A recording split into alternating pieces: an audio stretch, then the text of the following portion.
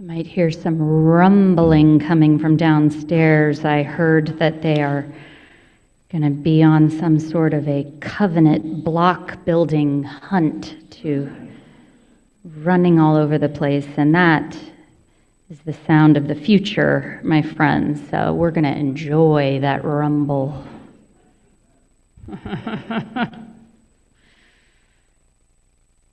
I'm going to share with you now a short reflection that I wrote back in 2020. When I pulled up to the dock at Star Island, one of the handful of Unitarian-Universalist retreat and conference centers off the coast of New Hampshire, I had no idea what the summer was going to look like. I had been hired to provide ministry to the 120 young staff members around ages 18 to 28, or pelicans, as they are lovingly called. And that was more or less all I had to go on. I arrived with a large tote bag filled with readings and service ideas and rituals, a kind of ministerial medicine bag at the ready, and remember standing at the end of the dock praying this prayer: God, show me where you want me.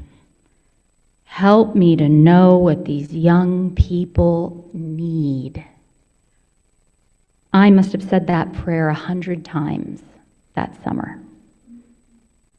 I went on to write, there is a path that circles the island called the perimeter. And on that arrival day, I began the first of countless slow walks on it. Over time, pelicans joined me, or found me there. The perimeter became a scheduled meeting place for them to tell me their stories, share some ice cream after a long work day, or wrestle with big theological questions, or just to hold hands for a bit, or to have a good cry. At the end of the summer, I cleaned out my room and realized that I never once opened my ministerial medicine bag. Nothing in there was needed at all. These are the words that I wrote in the fall of 2020 in my ministerial record, this massive, unwieldy document that we ministers write and share with congregations who are in search for a new minister. Some of our search committee members might have recognized that story. Yeah.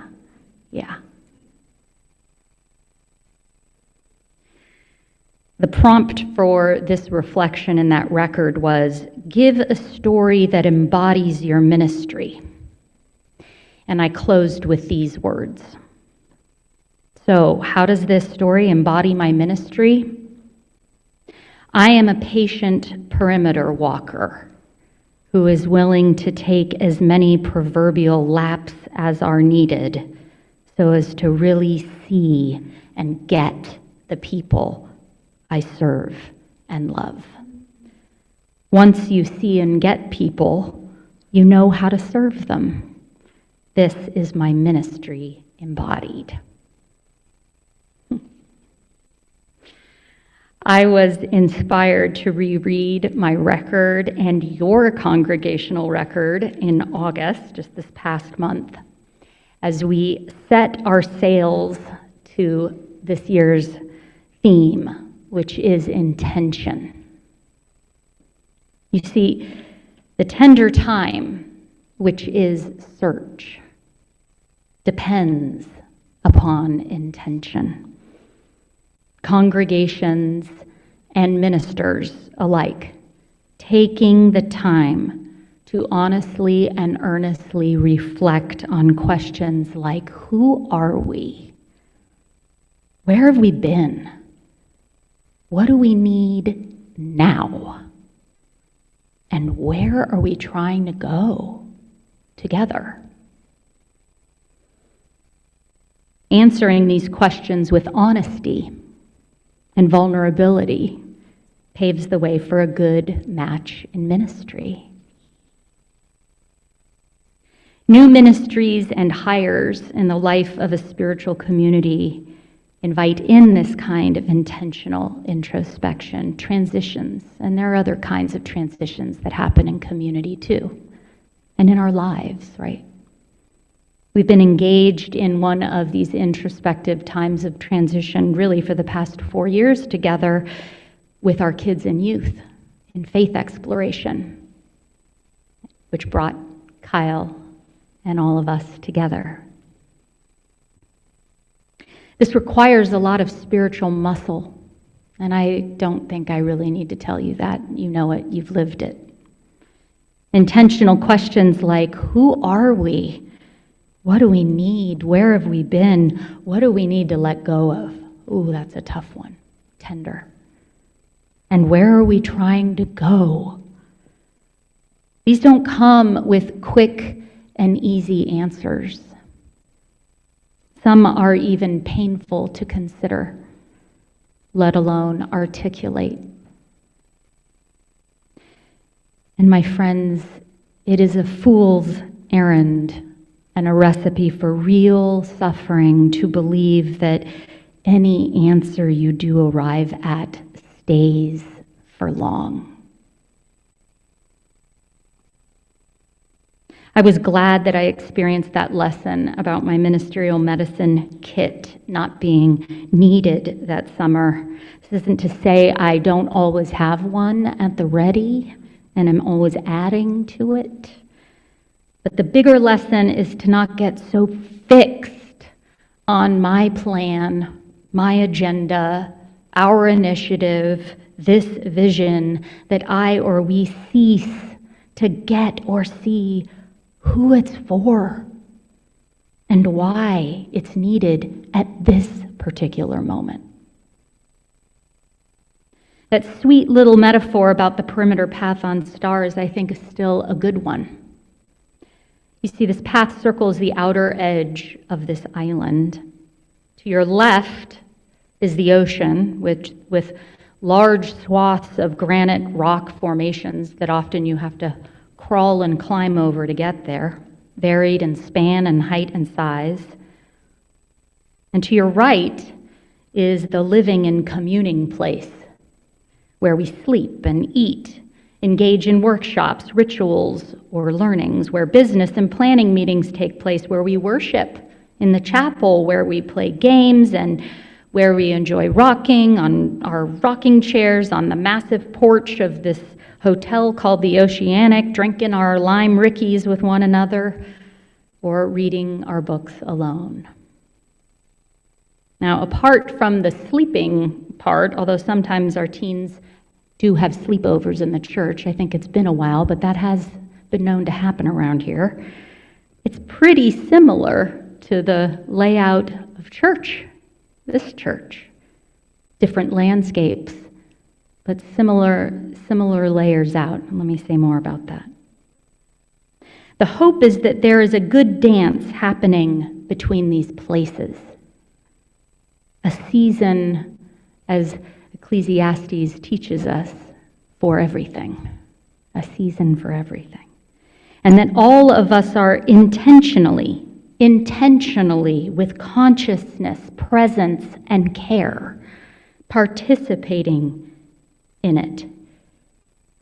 Communing at the center, caring for each other at the center, getting perspective about who we are by walking the perimeter with one another, listening, and going to the ocean to sit at the shores of its bigness, its depth, call it God, love, mystery, the something beyond our finiteness that surrounds us and guides us and holds us, and pray for the wisdom to know when it's time to move from one place to the other. Moving through and between these kinds of places as a church community and as people committed to a spiritual life, it need not only happen in church, offers us the invitation towards presence,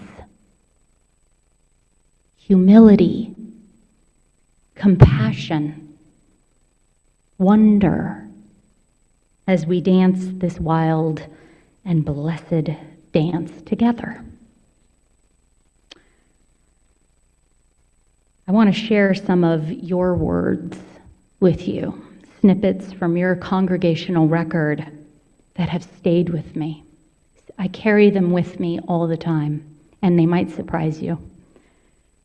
At the time when I first read them, I started to write them down on a piece of paper. I'm so glad I saved that piece of paper. I will always.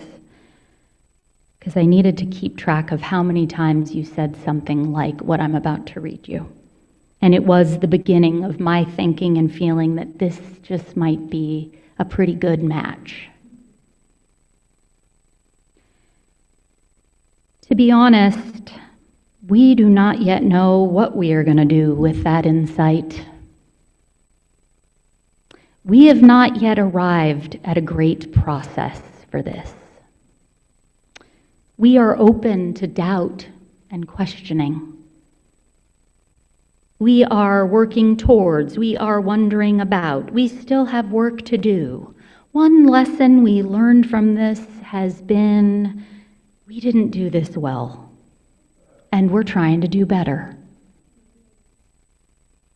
Out of all the congregations in search that year, you were the only one who had more honest and open questions than you had answers. And it is the reason why I think you had the most ministers submit records to you. I don't know if you know that about yourselves. I don't think I need to tell you how hard, and I'm sure your search committee could tell you, how scary, how terribly vulnerable a thing it is to lead with questions and I'm not sure's. To turn to and live with wonder and curiosity, it's hard. It's a default for most of us to point our lives in the direction of certainty and one right, leak-proof way. By God, I'm going to find it.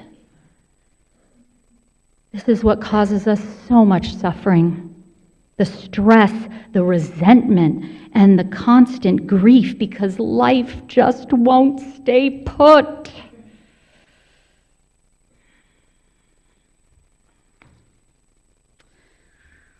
There really is only one fixed, predictable truth in life, only one, that change is always at hand, that nothing stays as it is. On this, you can depend. So hard for humans, this truth. There will always be more questions than answers, more uncertainties than predictables. People arrive, people leave. New life comes, and so does death. New ministers and ministries come, and then they go. Relationships begin, and then they change, and some end. Beautiful ideas descend, energy emerges, new things, new gifts, new calls happen, and energy wanes or shifts and gets quiet, and nothing happens. Crisis and emergency whip through. Unexpected windfalls and blessings do too. Change is always at hand. Nothing ever stays put. This is both a place of hope and consolation, and it also makes so many of us feel so unsteady, doesn't it? This is church life. This is life. It's all of our lives. It's life.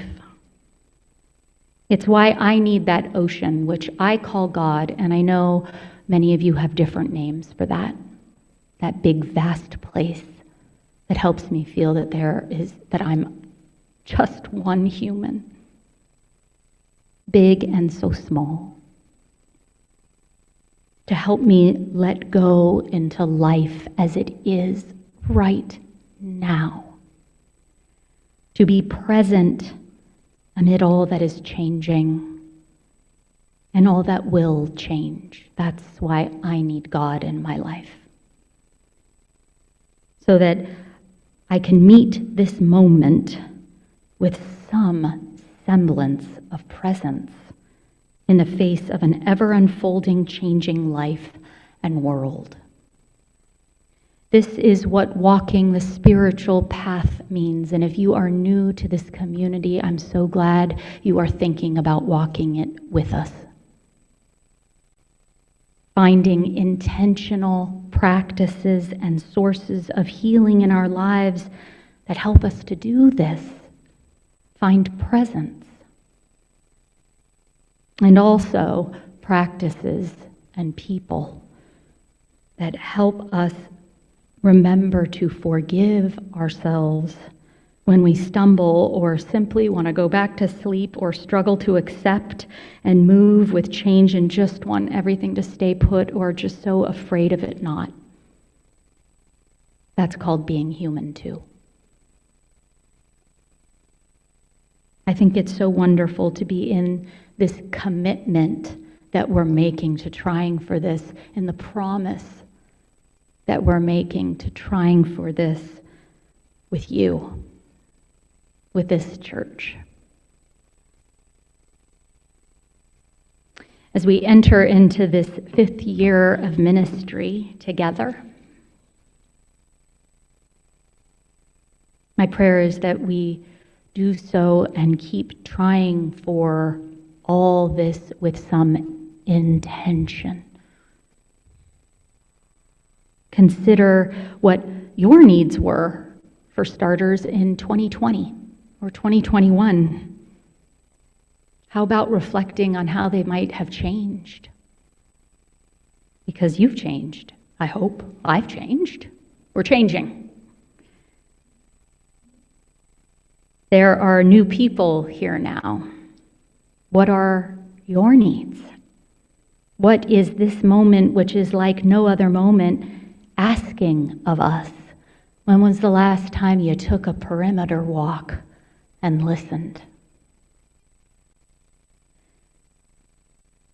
This is the question about meeting this moment like no other precious moment that I hope everyone takes really seriously, right alongside knowing where you are in that dance, at the center communing, on the perimeter path, or maybe it's time to go sit on the ocean. I want to share something else with you from 2020. Before I knew you, before I met you, before I read one word about you, I wrote this in response to another prompt in that ministerial record template that I had to fill out. This was the question: what ministry do you hope is ahead for you? This is what I wrote. I have been ruminating on this question for a while now, and after a few drafts, none of which felt right, it was clear that I should write a description of you, the congregation I hope to serve, and the way I feel when I'm with you. Remember, we hadn't yet met. Before I begin, I wrote, I want to make clear that these are hopes and are completely aspirational. I'm totally imperfect, and know you are too. I can promise you that I will try my best to be all this for you, and I hope you will do the same for me. So here goes.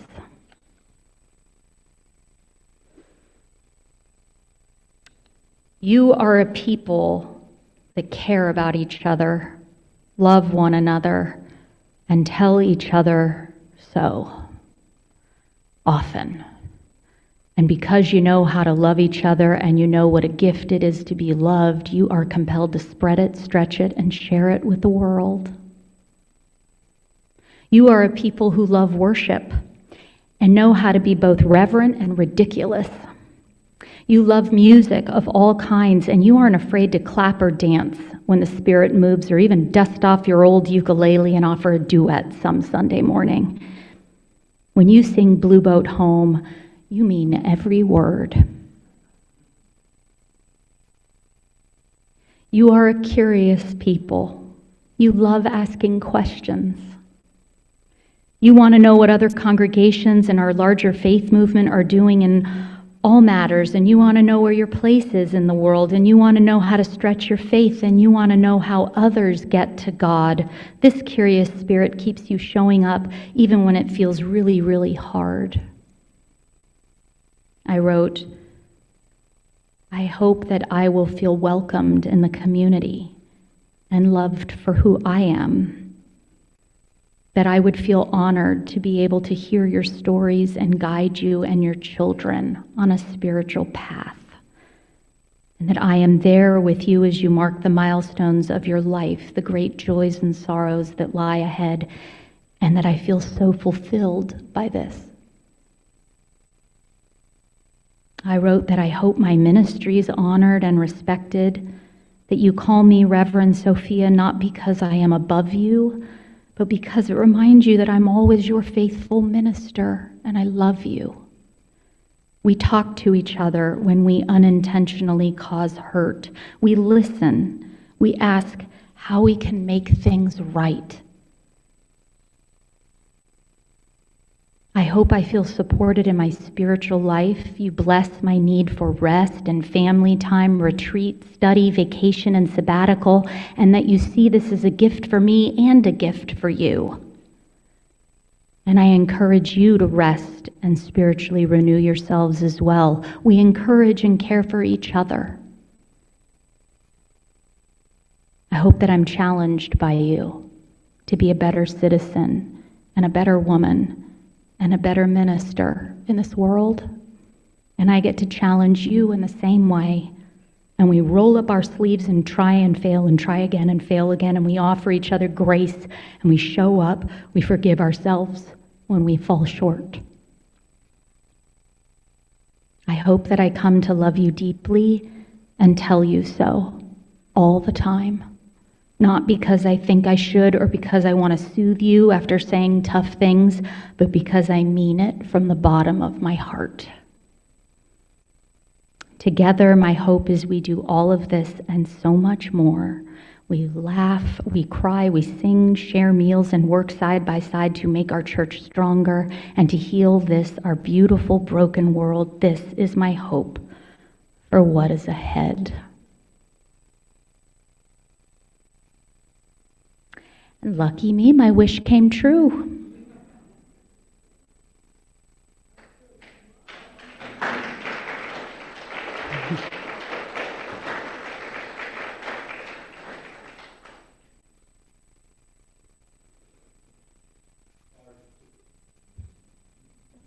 We together. Yeah. My prayer for us is that we stay intentional about who we are and what our hopes are and what we need for ourselves, what others need, that we keep walking the path together and we don't go to sleep. We're not asleep. I know you don't want to be asleep. It's the blessing of this community trying to stay awake together. And I hope that the promises we've made to each other never become so heavy, but that if they do, we ask each other for help. And I really hope that if you're new here, you know that this is real, that the love here is real, that the belonging we're trying for here is real. And it is so much better with you here. May these commitments we've made, may the intention we promise to try for with ourselves and with one another carry us, keep us, give us courage. This is my prayer as we keep walking this beautiful path together. We have so much to be grateful for, and thank you. Amen.